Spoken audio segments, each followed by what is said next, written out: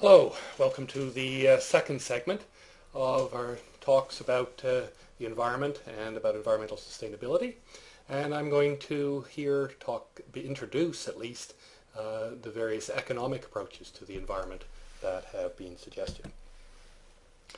Well, here's the three that we'll cover, with most of our talking being about the second and third ones.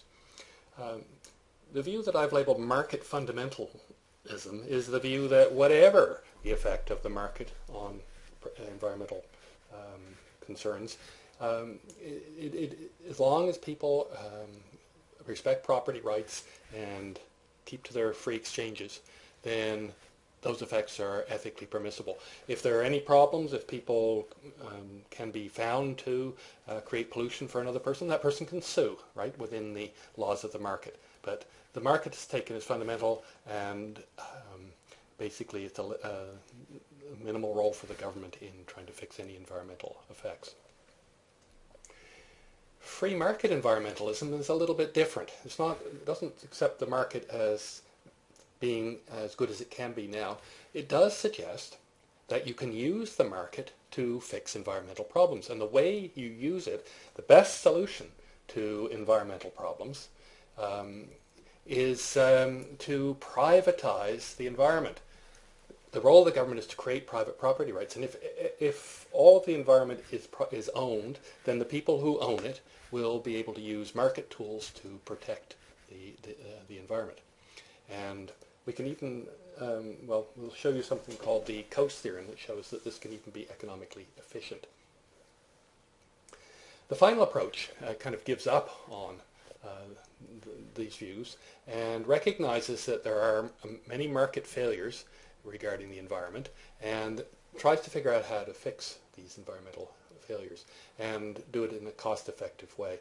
There's a lot to be said here. We will just look briefly at cost-benefit analyses and how they're used to evaluate environmental cost-benefit analyses have to assign an economic value to things that are not in the market, and that can be a little tricky.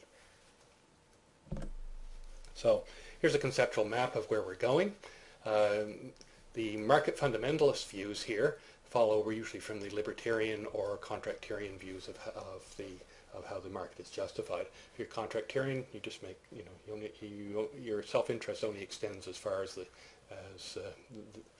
social contract that makes you not fall into things like prisoner's dilemmas.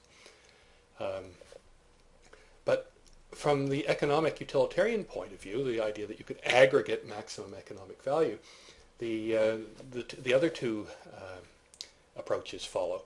Free market environmentalism leads to the Coase theorem, which I will explain, and the tragedy of the commons. The tragedy of the commons is used often as a justification for the free market environmentalism, and the Coase theorem also at least suggests that in the ideal world, the free market environmentalism, the idea that you can assign property rights to the environment and make the world efficient, it gives an economic justification also for the free market environmentalism.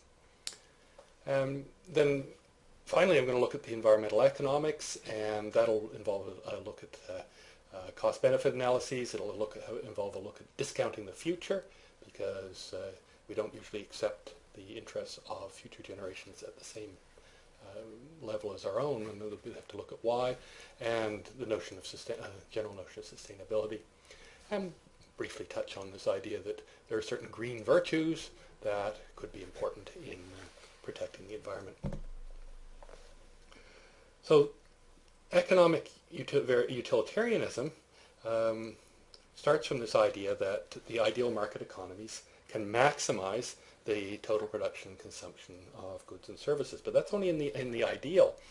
Real markets are not ideal, and there are conditions under which these markets fail.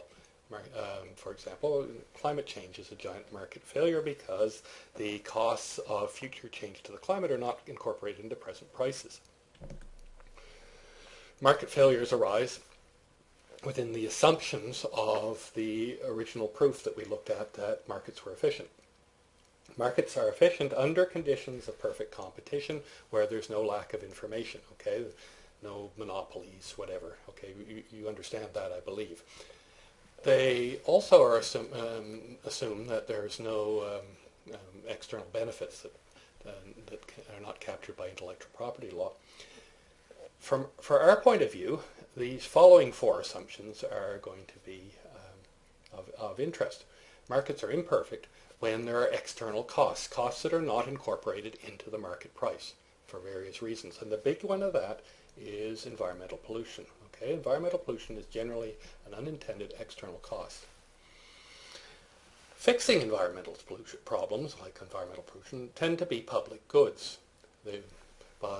When we fix the problem, we can't prevent anybody from enjoying the fix, but we can't so we can't exclude them. But on the other hand, people enjoying the fix don't actually make the fix not work or less efficient or anything. So the solution is often a public good. But markets don't handle public goods very well because they're not the sort of thing that you can buy or sell. Another assumption is that there's no open access goods, like natural resources. If there's open access to natural resources, you can get problems like the tragedy of the commons. And you probably know about that, but I will discuss it in more detail. And markets also, the perfection of the market, the proof that the market maximizes total goods and services for overall aggregate, also depends on the idea that there's no transaction costs, that you can freely move goods and services from one person to another and make contracts and force contracts, etc., without any cost.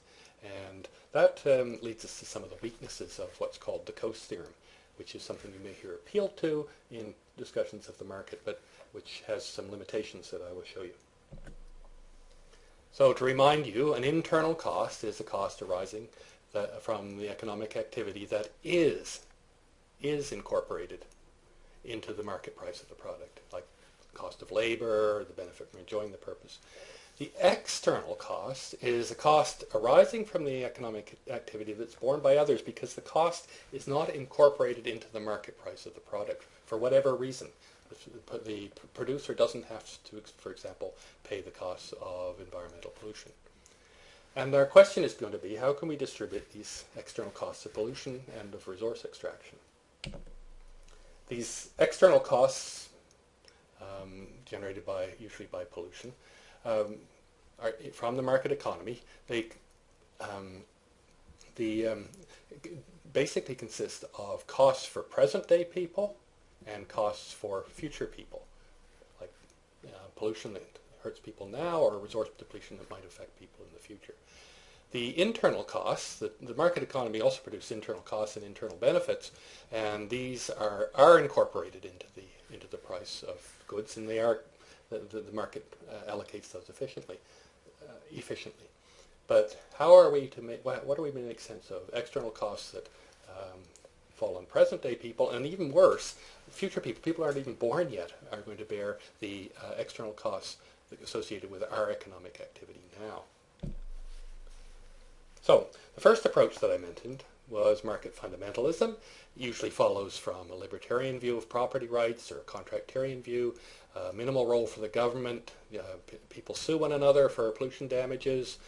The government merely there, actually it's a public good still, to enforce the property and tort law, but not to fix environmental problems. It's a laissez-faire attitude towards the environment. Okay, that was the first view. I'm not going to return to that. I'm going to talk about free market environmentalism, and I'm going to talk about the environmental economics. So, here's a question for you. Which of the following is the best example of an external cost? Best example. Pause the video and think for a second. Okay, a $9 carbon tax payable on the purchase of a gallon of gasoline, where the revenue goes to climate change remediation. Sort of seems external to the transaction because it's paid to the government.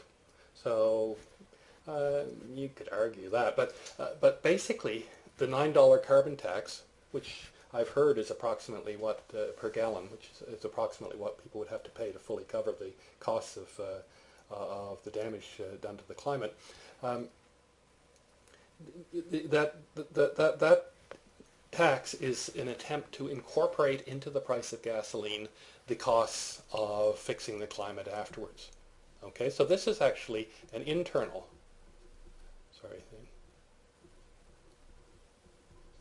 cost. What about the economic, well, there's only two answers, so one of them's the economic damage to the residents of the Mekong Delta from rising seas due to melting glaciers caused by greenhouse gas emissions from the burning of fossil fuels.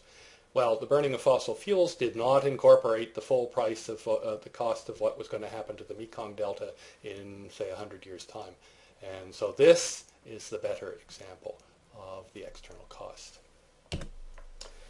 Okay, so that's just a brief introduction to some of the concepts that we're going to use and to the first of the approaches that's important in the economic view of environmental ethics.